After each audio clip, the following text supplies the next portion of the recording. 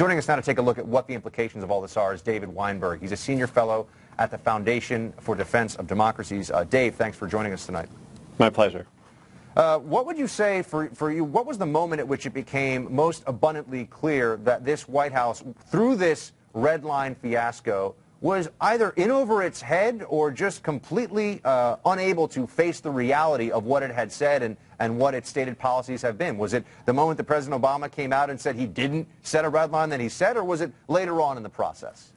I think it was later on in the process as details emerged about the administration's decision-making process at that moment, as well as when the administration decided to take a chemical weapons deal with the Russians for removing and destroying Assad's chemical weapons store. Details have emerged that the president was actually quite isolated, even with his own administration, when it came to making decisions about enforcing this red line. Some of his top advisors, including Susan Rice, John Kerry, Chuck Hagel, all advocated for a more muscular approach to Syria, and in the end the president personally didn't feel that it spoke to him. And you had some very useful and I think very appropriate segments for understanding his decision-making process in the segment leading up to this.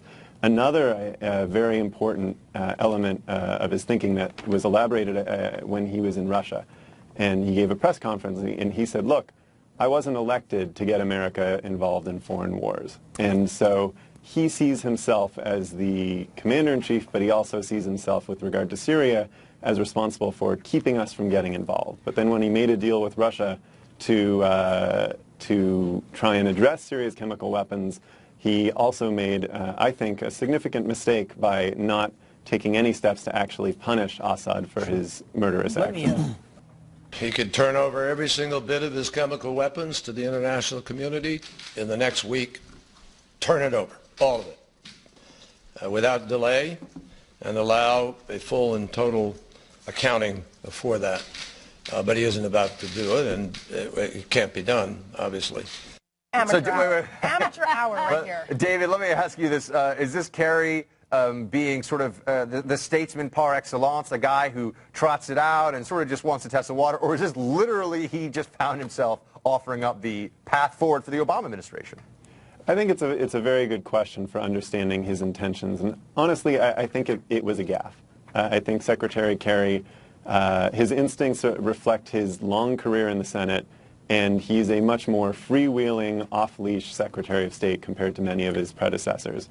Now, he should have known that the Russians would have taken up this sort of deal because the Russians had been asking for it behind closed doors for months. So it was certainly a mistake, but given that Kerry was more aggressive on Syria policy than the president, this was something that, in retrospect, Kerry is probably really regretting. David, this is Sarah Carter. I just want to get your opinion on this. I mean, with all the flip-flopping back and forth, there are very few Syrians that trust anything that comes out of this administration, or for that matter, anything coming out of the West. But how realistic is it really that Assad's chemical weapons are going to be dismantled? I've been talking to folks in Lebanon. They say a lot of his chemical weapons stockpile has probably already been removed and moved into Lebanon, and the rest of the stockpiles that are left, I mean, we really don't have an idea of how much is there. We have a basic idea. How realistic do you believe that Assad will dismantle his chemical weapons stockpile in the midst of a civil war? You know, the idea of dismantling it during a civil war presents all kinds of operational and practical difficulties. Just the mere challenge of getting inspectors to these sites has been extremely difficult, let alone transporting all of this equipment outside of the country to be destroyed.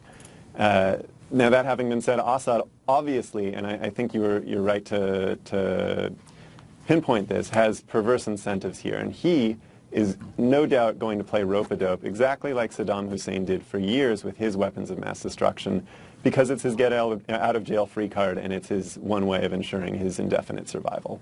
All right, David, thank you very much. We appreciate you joining us and sharing some thoughts. Thank you.